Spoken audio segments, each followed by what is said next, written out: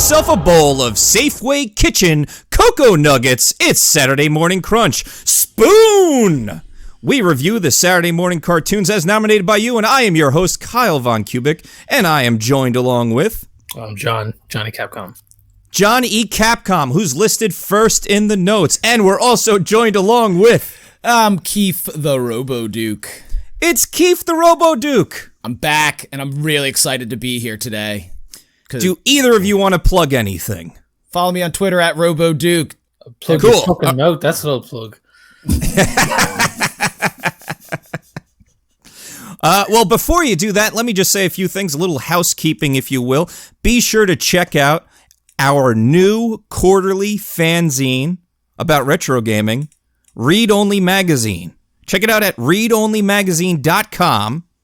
You can get a physical copy for $5, or if you're international, you don't want to pay a boatload of money for shipping, you can also get a digital copy for just $1. And hey, while you're there, check out all the other things you can get at oneradtea.com. All right, so this episode, we are talking The Tick, nominated by Mark Super, member of the Hot Blooded Challenger Club. Specifically, we're talking Episode 1, Season 1, The Tick versus the Idea Men, which you can watch for free on YouTube. This episode premiered September 10th, 1994, and this series had a total of 3 seasons and 36 episodes. It was put out by Sunbow Entertainment, Graz Entertainment, ACOM. The rapper? Yeah, not Akon, ACOM. Oh, sorry. Fox Children Productions. And it falls into the category of satirical superhero adventure comedy. Please. I don't mean to create a roadblock here, but Fox Children's Productions sounds way too suspect when you say it fast. It's a bit Epstein-y, Yeah. Anyway. I'm going to juke and jive away from that and ask Keith, why should I care about The Tick? Well, The Tick rules, would be my first answer. But The Tick was actually originally a comic book by artist and writer Ben Edlund. The Tick originally was a mascot he created for a newsletter put out by the comic book store chain New England Comics, which I believe still exists today. Originally in Brockton, Massachusetts, and he created this nerve of those fools still selling comic books in 2021. How dare they? Get a PDF, readonlymagazine.com. But he created The Tick when he was only 18 years old, which is really, really impressive. And the character became very popular through this newsletter, and the comic book store itself financed originally the first issue of The Tick was in color, but then moving forward, it was a black and white comic that was originally released in June 1988. And Ben Edlund would continue on to write and illustrate this comic while he was an undergraduate studying film, which is very impressive. Anyone who has actually gone to college to go to college and also produce a successful comic book at the same time. Pretty impressive. And Sure. And you see this in his artwork, too. A lot of his, I'll say shots, even though they're not, they're panels that he drew.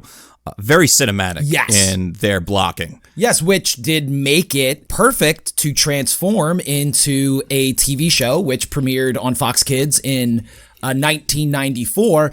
And even better, Ben himself wrote and produced the TV show, which I think is critical to the success of the show. Yeah, it certainly would not have been as close to the comic book for sure. They would have definitely, like The Mask. There's a big departure from the comic book with the cartoon show and the movie. John, what other historical notes do you have about The Tick? Well, it was a big hit. It got a lot of awards, and it was praised by adults as well as being popular for kids. Superheroes in the late 80s and early 90s in particular had become super fucking edgy. This was the rise of it was Impact. Is that the name of it? Image Comics. Image Comics. I was about Image Comics, with all the pockets and tiny ankles and people with guns that shouldn't be able to be held up. And this is coming after the 80s with Frank Miller and Alan Moore and all these guys making comics growing up and dark and full of allusions to bad things. And Frank Miller had such an impact on the direction of comics at the time, for the worst. I watched a video recently about the Holy Terror, if you remember that book, which was his murder fantasy about the Taliban. He published. I will say, as I was looking at videos about it, and people were tearing it asunder for being a cynical mess made by a maniac. But I still, as I was watching it, I was going, I still like the guy's art. Like, it's so of its time, but like it's so stylistic and unique. Yeah, as well. I feel like this was kind of and like the Ninja Turtles were kind of they were kind of parodying comics as well at the time. Oh, sure, they were parodying the Daredevil run. But by the time this cartoon came out, I remember the ads for it still, and it's the joke that's in the first episode where he's like, "Take some blood, you some blood." He's like, "I got a straw right here, pal." I got a straw right here, pal. You want a demonstration? And that's right out of the comic. Like, that's a page out of the first comic book. Like, never throw away good material. With his original creation, like, that whole scene's in there. And that's something I used to quote in high school with my friends all the time. Like, this show, even 2 to 3 years after it was on, we continued to talk about. And I want to say, Frank Miller, great point, because I feel like Ben parodied him multiple times. Because we have Big Shot in the first episode, who's the Punisher, but has all the pouches and guns, his backpack, just a box full of guns. And emotional damage. Which is yes, being why didn't my mommy love me? Yeah, constantly crying. And then he's not in this episode. I think he's in the show at some point. I can't recall, but Ben also did a comic called Paul the Samurai, which definitely was a parody of Ronin. So there's the Superman character that's in this episode. There's like a guy who looks like Clark Kent. Yeah, he very much looks like Clark Kent from Dark Knight Returns. Yeah, absolutely. Yeah, Ben definitely had his sights on Frank Miller with this comic because everything then was so gritty. This was the perfect timing for a character like the Tick to show up on the scene. Coming up next on Fox. Where's the jerk who calls himself the Tick? I am that jerk with the courage of a lion and the grace of an eagle. Oh, yes, looking good.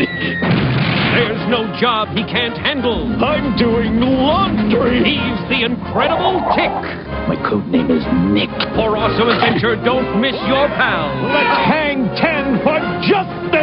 Watch the Tick coming up next on Fox Kids. Okay, I remember when the Tick cartoon came out. I wasn't familiar with the comic book, and for whatever reason, I actively avoided it. And you'd think that this would be something that I would completely dig, because I was into other things like it at the time, but I wasn't into superheroes at the time.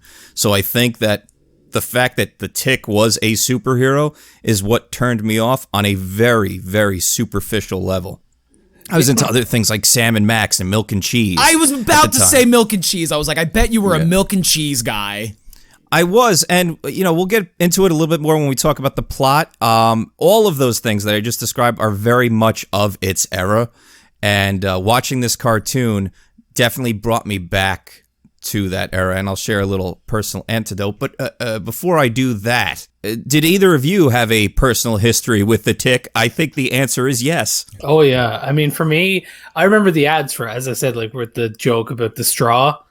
And for me, I was big into all the adult animation at the time, even though I was 9. But I love Beavis and Butthead and all the anime that was showing up, like Cyber City, Eat 0808.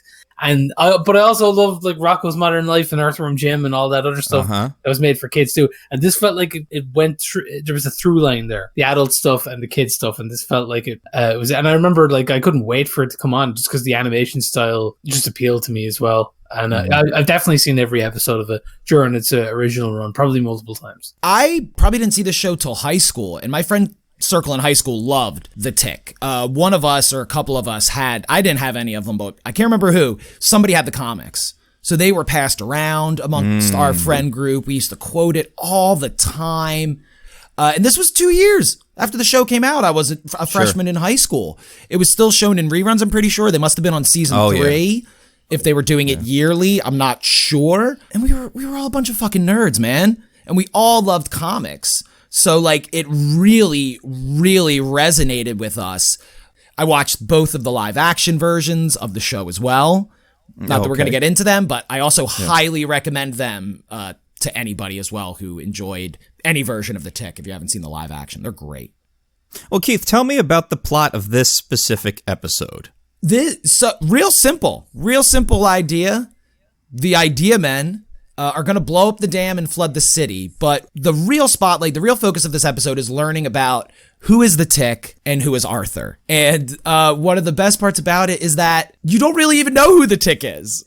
Or Arthur, for that matter. Yeah, I mean, you never get to see Arthur. You see him more in the live action show. He does, obviously they're actors. They want to show their faces more. Yeah. Stuff like that. I love how both of them are so sure of themselves. You know, they're the real heart of this episode, is getting to learn that the Tick is nigh invulnerable. He's been assigned to the city. Arthur lives in the city. And Arthur just quits his job because he wants to be a goddamn superhero. Kind of. He's a little reluctant. It's weird, like, this part's, it's not the best when he's like, and he walks out, you know, from his job, you know, pontificating about doing something with his life more than just being, you know, working in an office.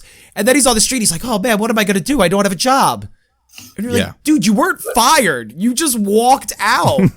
He was not sure. I mean, they were kind of himself. Like, that's what works about that character. Yes. Is that he wants to be a superhero, but then when he's, you know, when the Tick arrives on the scene and basically goes, right, you're my sidekick now, deal with it. He's very unsure of it. Yeah. And, he's very sure in the beginning, and then it's one of those like, oh no, which has always been his character. Like, he makes that one big decision and then regrets it. Like, his boss is given out to him about wearing the costume to work. He thinks it's a bunny costume, and Arthur informs him it's actually a moth. And it's like, regardless of what it is, you cannot wear it here at our accounting firm. Well, the fact that his name is just Arthur. Yes. Like, he doesn't fit. He's not called the Moth or the Lamp Lover or whatever. The Lamp Lover. Yeah, and he's not even introduced in the comic till the 4th issue. So they combine a bit of, you know, issue 1 and 4 into this first episode. And then the other great thing about this episode is we get an introduction to the world, which is a very superhero heavy universe. Superheroes are everywhere, and we get to see so many of them in quick little, you know, 5-10 second gags. A couple that are running jokes, and so many of them are evident as to who they're parodying, which make them so good too. You know, even when they're blatant as hell with Big Shot, personal favorite, just being the Punisher and a Frank Miller thing, it still works as simple as it is. I like the bipolar superhero who's like, it sounds like a job for me, and then he gets sad. No, it's Bipolar Bear is his name. Yeah, and he's like I can't get out of bed today. Yeah, it's this looks like a job for the Caped Chameleon. I can't do plaid. Like, we used to say that all the time in high school. Like, just I can't do plaid. The Superman prestige can't find a place to change into his costume the entire episode. Yeah, so, it feels like the kind of world that exists in a lot of media now. The Marvel Universe being like, it's not secret, like they're just superheroes everywhere, or even more so, a very recent show, Invincible, is almost like the Tick, but being taken seriously. Like, it is a world filled with tons of superheroes with monsters attacking all the time, and it's just somewhat ridiculous, but taken seriously. You know, that's like Heroes. Remember that show? Yeah. Where it was just like X-Men, but without any of the fun. Well, Invincible still has the fun, though, because it still has, like, the costumes and the color that the Tick had as well, and also having, like, ridiculous characters like a Gambit pastiche whose name is Rex Splode. You want to talk that could be a guy in the Tick, you know? Like, that's You know, like we were talking earlier about Frank Miller introducing all this dour darkness into comics. One thing that can't be underwritten, in my opinion, is the impact that Bryan Singer's X-Men had on comics. Like, the era of the leather suit brigade. Yeah. Enough of that nonsense. Like, I hate that look where they're just like, hey man, fucking spandex is for dweebs, all right? These X-Men here, they fuck.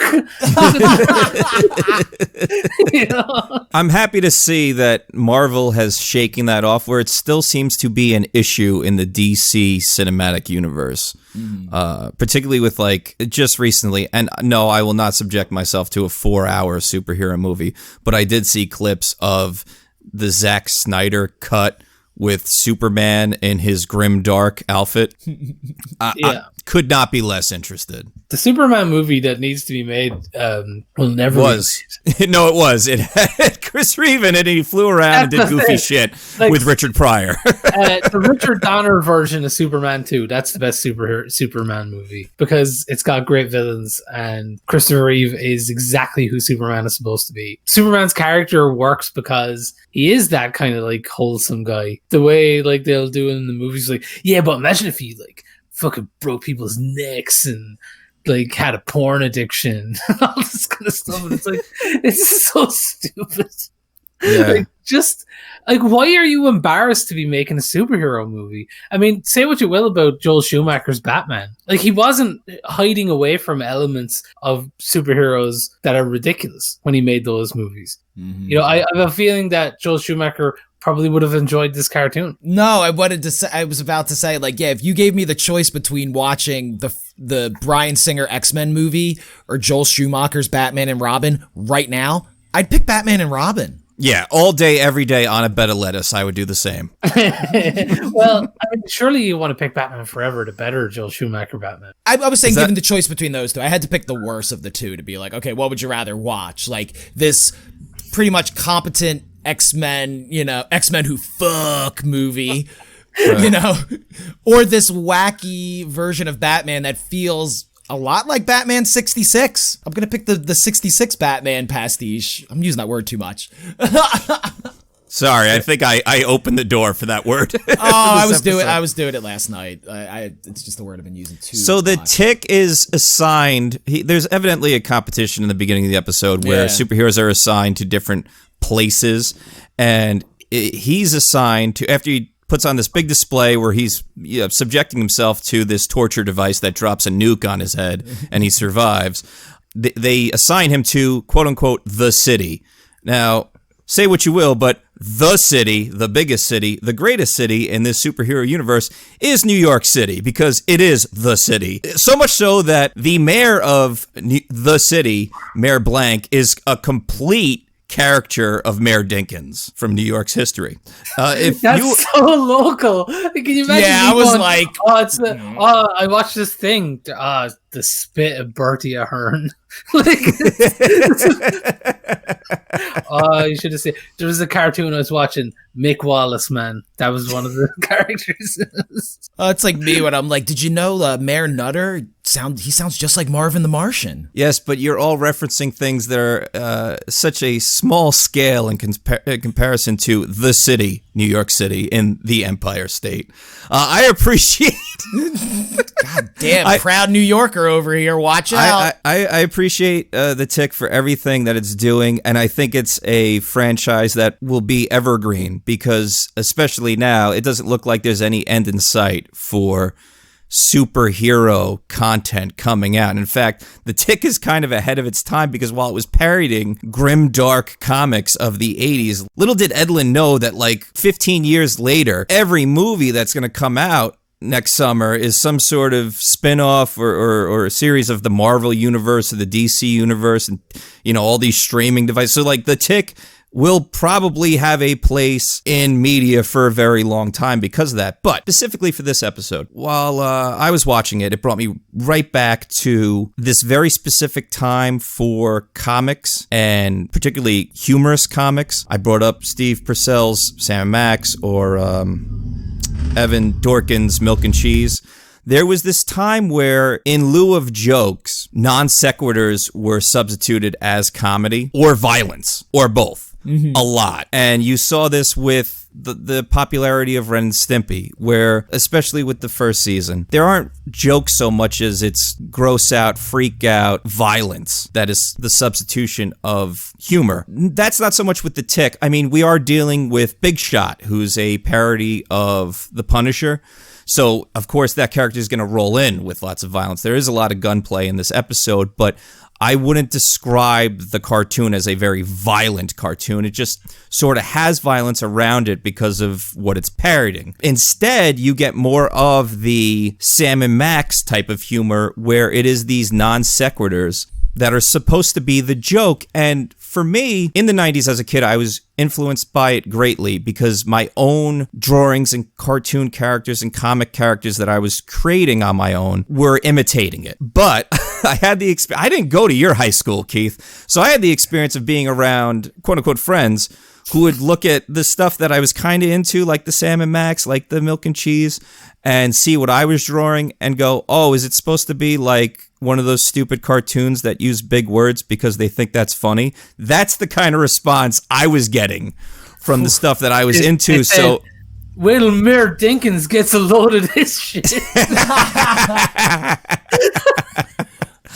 So for me, I had a different trajectory where I had to like really critically analyze what I was looking at a young age and determine whether or not it is or is not funny. And sadly, it probably was too smart for your friends. Like, well, what? And that's the thing. But because of that, and that's fine. You know what? Like, say what you will, and maybe it was too young to happen. But that is a good thing when creating content, like to be able to critically analyze it and also stop mimicking and copying verbatim other things that you saw. You gotta like learn, it's learning anything. It's learning art, it's learning writing, whatever. Going back and looking at this now, I'm like, man, this is so very much 90s. For me, at least, it fell flat.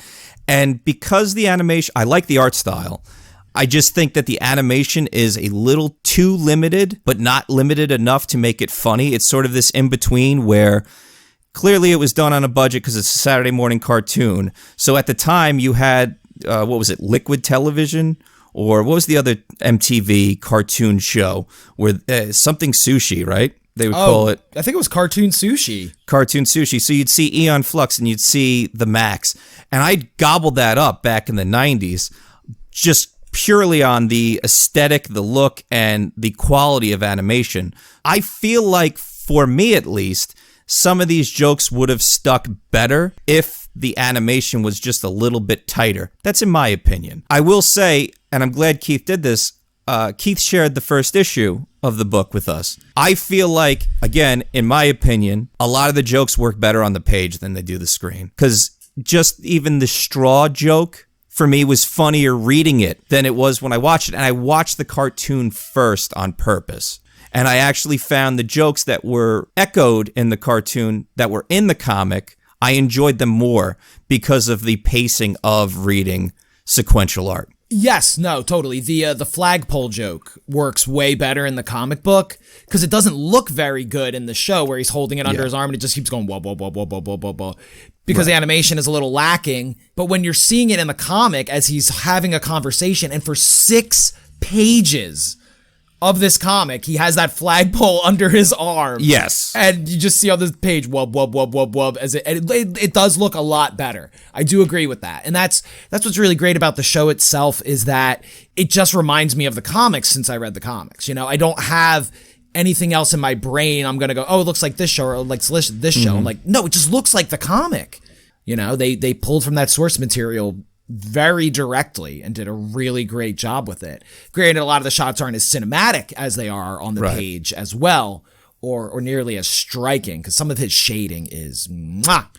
The animation though in this show it's at a higher standard than a lot of the crud that was like on TV in the 90s. I agree. Like when you look at to go back to earlier episodes, like to Conan the Young Warriors and stuff like that. Yeah. And even the RoboCop cartoon and stuff, like a lot of it was very bland, but like this show has a lot of character to it. It's of its time as well. Like it's got, as like you mentioned, the Max and Neon Flux, but I think there's also a Beavis and Butthead flavor to it, and that kind of like new kind of punk animation, I guess you would say, where there was these people kind of coming along and kind of breaking all the rules that were set down in the 70s and 80s. Yeah, absolutely. I think if this were to roll out maybe 10, 15 years later and it was like on Adult Swim and had extremely limited animation like a Harvey Birdman or a Space Ghost Coast to Coast, I think that actually would have helped it as well. So like it's this middling thing where, and what the fuck do I know? It was a successful cartoon. It had 3 seasons. That lasted longer than a lot of the other stuff we've talked about for the purposes of this show. Yeah, I'm and just we saying did watch for it me, on YouTube. I did watch it on the big screen though. But yeah, you're right. The resolution's a little lower because of the quality of what we're seeing on YouTube. But it's just because it was in this middling section, I was like, I like it on the page. And that was honestly the first time I ever read the comic book. It's good, man. You should keep reading it if you want to, because it's a lot of that too. You can find it online if you want to. I'm sure there's probably a really nice omnibus as well. Maybe give Ben some money. But yeah, if you haven't read the comics, read them. They last to today in a world where we have comic book imitators like The Boys and Invincible, where breaking down the idea of superheroes is so popular. The Tick's kind of the same thing, you know. Beyond watching this on YouTube and maybe that lacking as well, even on a big screen, still, I have no complaints about the sound, the music, the voice acting. I think everything is pitch perfect for me. That could be nostalgia speaking. I forever will have in my head, like that song will never leave my brain. It's one of the best intro songs to a cartoon ever, I think. That was very 90s too, using sort of like jazzy music to intro your cartoon. Yeah. Oh my God, you know what I just thought of and we need to watch because it's another version of this is Freakazoid. Oh, okay. Another I'll share my cartoon opinions hero of that character. later.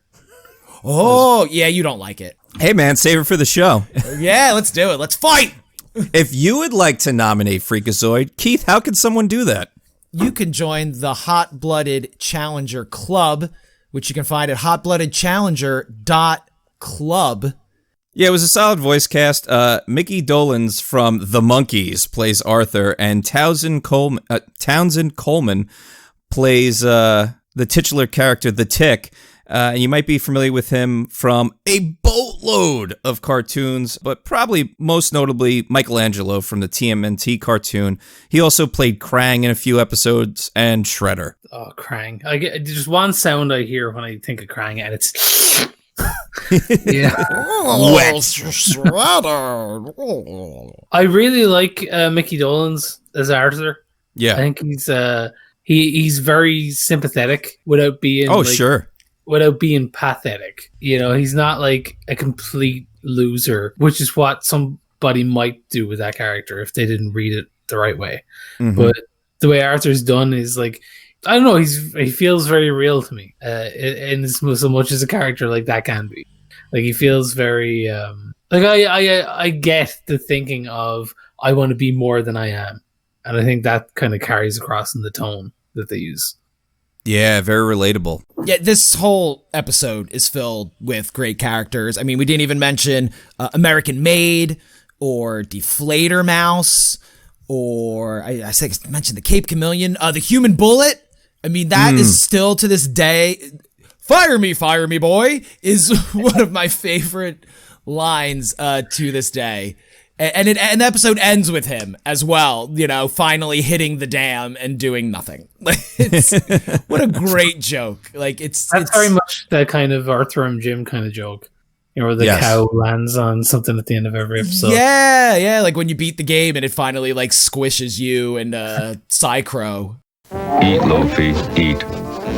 We'll be right back. The Hot Blooded Challenger Club podcasts are a proud affiliate of Animation Legends. Head on over to animationlegends.com and scope the large assortment of animation cells they're offering. Own a piece of animation history. For just $25, you can get 5 different cells from some of your favorite animated shows. Shows like He-Man, G.I. Joe, Vampire Hunter D, Captain N, The Adventures of Sonic the Hedgehog, Star Wars Ewoks, and many other. And you can pay even less with our special promo code RINGS at checkout. That's RINGS. Go to animationlegends.com or click the link in this show's description and tell them that the Hot Blooded Challenger Club sent you with our promo code RINGS.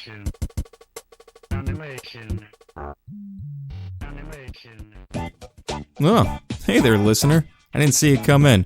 Well, since you're here, let me personally thank you for listening to this program. If you'd like to show your support a little bit further, check out the Hot Blooded Challenger Club. That's hotbloodedchallenger.club. You can become a member for as little as $1 a month. And with that $1, you get early access to premium episodes of this very podcast. What's a premium episode? Additional content that's cut just for club members. You could be listening to that instead of this advertisement right now. And hey, don't have the buck, but want to support the show? Leave us a 5-star review on your podcast catcher of choice. Honestly, it goes so far to help our algorithm, so one day you could hear me advertising for comfortable underoos or a really good mattress or yet another subscription box. But regardless, thank you so much for listening. Now, let's get back to the show. Shake, Loki. Shake. Now back to our show. I bet you're wondering, do I jerk off with the robot hand or the human hand? The answer is, I'm ambidextrous. All right, and we are back. Hey, don't miss our great exclusive content. Become a member of the Hot Blooded Challenger Club. Head on over to hotbloodedchallenger.club and check out all the great things going on over there. Let's wrap up on The Tick. John, give me your final thoughts. I very much enjoyed returning to The Tick. I think that kind of parody is kind of missing in the modern world, where people are ultra protectionist over children's films. Yes. And get upset when guys who make amazing films like Taxi Driver go, hey, maybe this isn't the best. Right. I think if anything, the culture surrounding superheroes is ripe for a Tick style parody these days, because ultimately, I think through the conversation we've had, I've demonstrated at least an intermediate knowledge of comic books and superheroes. So it is something that I have an interest in going back to my childhood, but it's not something I'm super precious about. I think the reason I enjoyed The Tick so much back in the day is because superheroes and stuff like that were fun to me. And not to say there was disposable fun, but it's not like I watched them and were like, this is the most important part of my life. Right. And for a lot of people now, the superhero movies they watch are the most important part of their identities and their artistic intake. And I think, if anything, that needs to be parodied by a work like The Tick. And I think the current space we live in, where people get their feelings hurt over somebody saying the movie with the man with the magic shield isn't the smartest, like, I feel like it has more relevancy now. I'd ultimately like to watch it on Blu-ray instead of watching it in 340p on fucking YouTube or whatever. But I very much enjoyed it, and it reminded me of the time when ultimately superheroes were the most important to me, when I was 9 and 10 years old, and when these jokes hit the most, because I was up to my neck in Spider-Man and Judge Dredd and all that kind of stuff. Yeah, I couldn't agree more with John. I think this show is very important. I think we could use a little more of this, but I also think it has existed over the years. I mean, I think things like Teen Titans, the cartoon, is almost there with it, where, like, rather than parodying the heroes and villains, they just make them sillier. Like, speaking specifically of Teen Titans Go, which is just parodying itself. There is still a lot of that colorful, funny, like, laughing at itself stuff that exists, but not entirely in this form. And sadly, the Amazon Prime TV show The Tick was canceled, but I think he'll be back. I think he will come back around at some point, because even as someone who is still watching Marvel stuff, is still excited for it. Like, I didn't think I would be, but I'm enjoying all these new shows they're doing. I think it works better in a TV show format, because that's what comics are. They came out on a monthly, weekly, bi-weekly basis. You didn't get a graphic novel twice a year. Right. It's better for the formula. Keith, you popped something in my head there when you brought up Teen Titans. Another similar cartoon to this, if people are looking for one, that I feel is very underrated was Batman Brave and the Bold. Oh, Yes! yeah. Oh, yeah. my God. Yeah. What a great fucking show. Now you're just asking for me to get involved in this conversation because my son's named after Diedrich Bader because of that cartoon. Oh, we all knew that immediately, by the way. Yes. You said his name was Diedrich. I was like, oh, yeah, no, you know why. Yeah, but I told you this story, but I'll share it on the show because I don't think I've said it in this format. So while my wife was pregnant, we were trying to come up with names for our child. And at the time, she was working for an insurance company on the weekends. And I would just be home by myself. And so what I would do was clean the house, like give it just a thorough scrub down. And I'd put on something, quote unquote, stupid on the television that like it could be playing and I could listen in, not listen in, whatever. And it would be something that like we wouldn't watch together. And so I saw on one of the streaming services, Batman Brave and the Bold. And I'm like, I'll put on this stupid cartoon while I'm like, polishing furniture and shit like this. And I'm like, yeah, this is pretty good. Like it was funny. It was campy. It was very appropriate for the 60s and 70s version of Batman in the comic book. And I was like, this dude doing Batman's voice is like spot on. Who is this guy? And so I watched the credits and I see a name. And of course, because everyone's familiar with me and how I speak on podcasts, I'm like, Diedrich, what is this name? Diedrich? Yeah, Diedrich is probably what I said, Diedrich. And so I looked up how to actually speak, how to pronounce the name. And I'm like, oh, Diedrich. I'm like, that's a great name. Diedrich. I like this name. So I pitched it to Kim. I'm like, hey, what do you think of this name, Diedrich? And she's like, wow, that's a really unique, interesting name. And so I was like, great. And so then I let a few months go by where she was like on board with the name. And I was like, just so you know, it's based on a Batman cartoon. And she was completely on board. It didn't change anything. But yeah, that's why my son's name is Diedrich. The version of Aquaman in it's awesome. He's the Tick. It is very the Tick. Yeah. Yes. But he is undisputably the best version of Aquaman. Yes. Guy who wants to talk about all the shit he did previously. Like, And I think sing about it. Like the first episode he's in, and like he captures Black Adam or the Manta. Black or Manta. whatever. Yeah, and he's like, hey, he's in jail, and he's like, "But I never tell you about the time I fought a whale or whatever." And like, the ultimate punishment. You have to listen to Aquaman's stories about himself.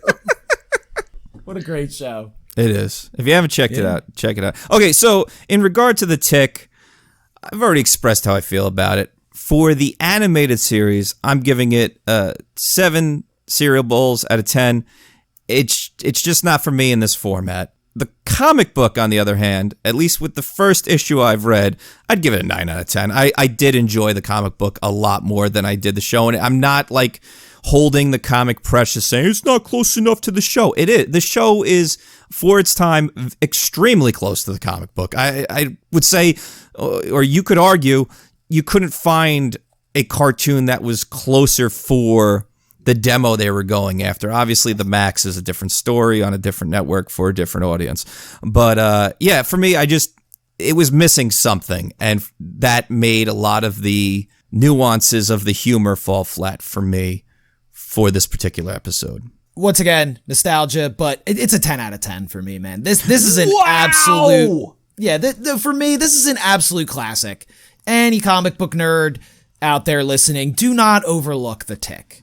Check out the comics, check out the show, check out the both Patrick Warburton TV shows, because he's perfect as the Tick. Or no, Patrick Warburton was the first one. The second one is, why can't I think of his name? Doesn't matter. It's fine. It doesn't matter. I thought Warburton played him both times because it's just the Tick. Like he is the Tick, and everyone who has embodied him, I think, has done a really great job. That's another great thing about this hero. It's not one of those where you're like, well, that Batman wasn't that good. It's like, no, every version of the Tick is great. Comic book, cartoon, both live action. 10 out of 10. Wow. Spoon! Way to go, Mark. Your show got a 10 out of 10. Don't hold that too dear, though, because I'm pretty sure Pete gave Ewoks 10 out of 10 or droids or something like that. John, what are you ranking the Tick? As I said before, for me, Batman the Animated Series is the 10 show. Mhm. That's the scale I go on. This, for me, is a 9.5. Wow. Wow, high marks. Oh, I think easily the best thing we've watched for the show. Sorry, Ewoks. No, that is a personal connection as well. I enjoyed the show a lot when I was younger. It's not like Ulysses, which came out 4 years before I was alive. Uh-huh. So it's there's I'm willing to admit personal prejudice. Sure. Definitely the one that going back and watching it, I enjoyed it as much as I did when I was a child, and that's pretty impressive considering the amount of stuff I liked as a kid that is absolute shit when you go back and watch it as an adult. Well, that just about does it for us. I'd like to thank our host for joining me on this episode, and also the members of the Hot Blooded Challenger Club, without whom this podcast is simply not possible. If you'd like to become a member of the Hot Blooded Challenger Club, visit hotbloodedchallenger.club. You can nominate a Saturday morning cartoon for us to discuss by leaving us a 5-star review on Apple Podcast or Stitcher with your nomination, and you can fast-track that nomination by becoming a member of the Hot Blooded Challenger Club for as little as $1 a month. And with all that said, we'll be right back after the next episode drops. 7 a.m. waking up in the morning. Gotta be fresh. Gotta go downstairs. Gotta have my bowl. Gotta have cereal. Seeing everything. Time is going, ticking on and on. Everybody's rushing.